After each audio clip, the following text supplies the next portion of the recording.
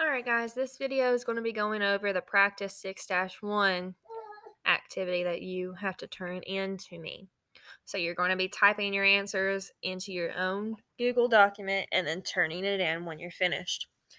So for 1, 2, and 3, it says use an integer to represent each situation. For number 1, if you spent $23, is that integer, could be a positive or a negative whole number or 0.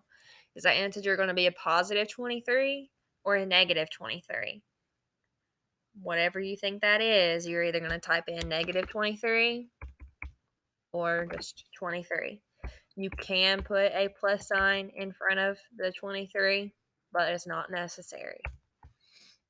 Okay, if you lost 12 yards, is that a positive 12 or a negative 12? If you deposit $58, is that positive or negative? 4 through 6 is write the opposite of each integer. So if you have a positive 16, think about how many spaces away from 0 that is. The opposite is on the other side of 0, also 16 spaces away from 0. So what number would be the opposite of positive 16? Okay. 7 through 12 is finding each absolute value.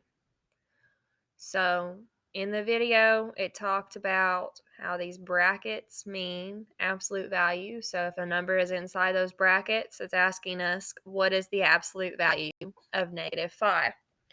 In other words, how many spaces from 0 is negative 5? You can use a number line, or you can just think it through in your head. How many whole numbers are between 0 and negative 5? There's going to be 5 spaces. So your absolute value of negative 5 is positive 5. Keep in mind, all absolute value is going to be positive. Okay, it's not the same thing as an opposite. For 13, it can be a little complicated because it's really hard to put a number line on Google Documents and to also be able to put points on the number line.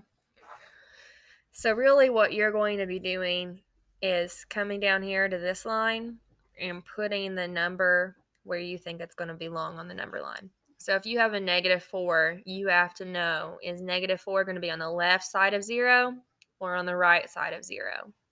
Okay. And that's the end of my GIM kit. Okay.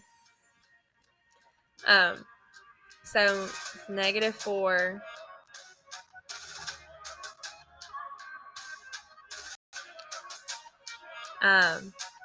you have to think, where is negative 4 going to be on this number line, and you're going to move your cursor wherever you think negative 4 is, and you're going to type in negative 4. Just try your best with that. It's okay if you can't figure that out. All right. 14 through 17 says to write an integer for each point on the number line. Let's turn that down a little bit.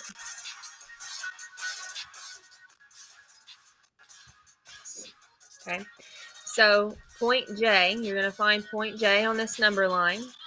And if 0 is right here, what integer would be at point J? Whatever that integer is, whether it's positive or whether it's negative, you're going to type that integer here. Same thing for K, L, and M. For 18 through 21, you are writing two numbers that have the given absolute value. So for 18, if you have an absolute value of 4, is that going... there's only two numbers that can have an absolute value of 4. There are only two numbers that can possibly be 4 spaces away from 0. So you have to think about what those two numbers is. One number is going to be on the left of the 0. One number is going to be on the right of the 0. What two numbers are 4 spaces away from 0? That's pretty much it for this practice. This is just an introductory to the chapter. So if you have any other questions, my Google Meet is still open. And you can also private comment me on Google Classroom or email me. Or if you need me to set up another Google Meet, I can set up another Google Meet. Just let me know. You guys have a good day.